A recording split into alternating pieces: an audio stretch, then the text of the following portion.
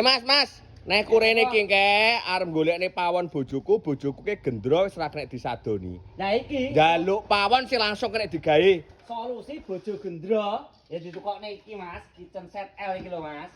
Lah iki wis siap pakai, bahane aluminium kaca. Tambahane ACV ngene iki Mas. Iki wis awet, aman anti rayap, anti tikus. Regane pira? Regane 3.700.000 wis teko omahmu. Jabang bae, lah kok penak men to? Penak. Lah iki kene. heeh, mejikome. Ya. Jipuke pomone bawang brambange kene ya kena. Kene nggo ada prabot-prabote sing gedhi Mas. Nggih baskom, nggih tampah tetek bengek kuwi. Kompore ning kene, isa-isae ning kene. Nek sing terus cantol ning kene, nek wis terus deleh ning jero kene. Iya. Regane pira? 3.700.000 ae Mas. Iki berarti wis komplit dadi aku sak mau tuku to, teko omahku langsung kena dingin ngliwet iki ya. Ya iya to. Jabang bayi. Liwet pokoke wis enak. Lah kanggo dulur-dulurku menawa nek pesen gak dadak rene ngono carane piye neh? Ora usah rene. Bawah biopropil wis lengkap Mas. Dereng ngetul lewek nes terhubung karo aku. Pesen pak